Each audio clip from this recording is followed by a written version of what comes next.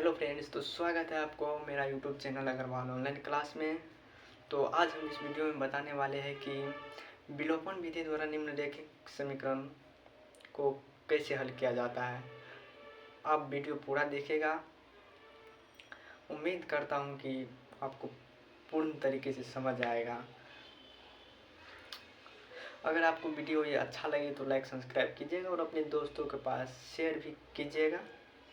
तो बिना वक्त बर्बाद किए आइए हम इस शानदार लेसन को शानदार तरीके से अरेंज करते हैं।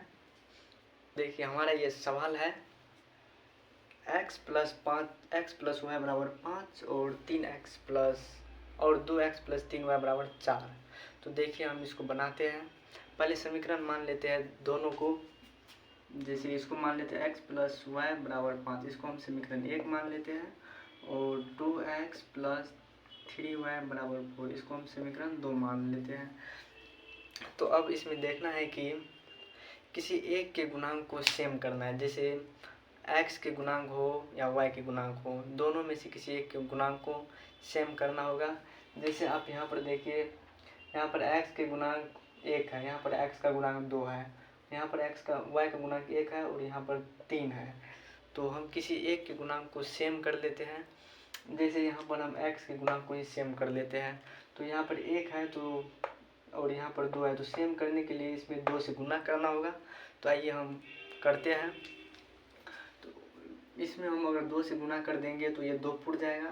तो पूरे समीकरण में हम 2 से गुना कर देते हैं और इसको हम ऐसे ही रहने देते हैं। आइए अब गुना करके देखते हैं। तो यहाँ पर हो जाएगा आपको 2x प्लस 2y बराबर 5 गुनी 10, 10। ये समीकरण पहला निकल गया। और अब दूसरा समीकरण सेम लिख देते हैं।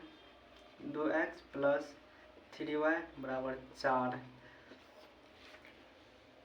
और अब देखिए, आप यहाँ पर 2x ये दोनों सेम हो गया और ये डिफरेंट है।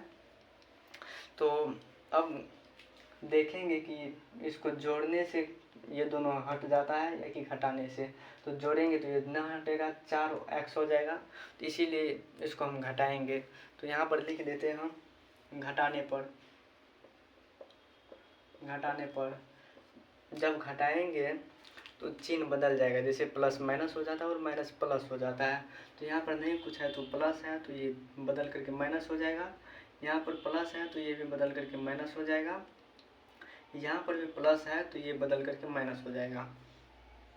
माइनस 2x माइनस में है तो ये कट करके 0 बचेगा। तो ये आपको कट गया।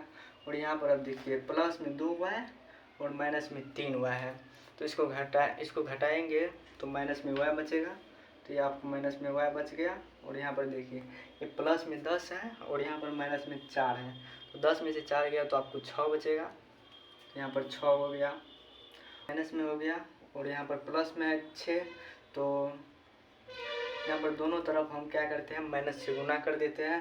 तो अगर दोनों तरफ माइनस से गुना करेंगे तो ये हो जाएगा प्लस में y और ये हो जाएगा माइनस में 6। तो यहाँ पर देखिए, y का मान आपको निकला माइनस में 6। और अब हमको चाहिए x का मान। तो ये y का जो मान निकला है, इसको आप चाहे समीकरण 1 में रख दीजिए, चाहे समीकरण आप 2 में रख दीजिए। तो आइए हम समीकरण 1 में रख करके देखते हैं कि x का मान क्या निकलता है। तो यहाँ पर देखिए, y का मान समीकरण 1 में रखने पर, तो देखिए x समीकरण 1 क्या है, x प्लस वाई बराबर 5। और हमको मान निकला है किसका, y का मान निकला है -6। और निकालना है हमको x का। तो x का नया है मान निकला तो निकालेंगे। और y का मान है -6 तो कोष्ठ में लिख देंगे -6 बराबर 5। और अब यहाँ पर लिखेंगे x प्लस माइनस माइनस हो जाता है, यहाँ पर -6 बराबर 5। अब देखिए, x -6 इस साइड है और बराबर के इस साइड उस साइड हम भेजेंगे तो ये हो जाएगा प्लस में 6।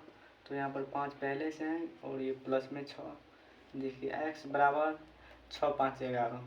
तो आपको इस समीकरण का आंसर निकल गया, x बराबर 11 और y बराबर -6।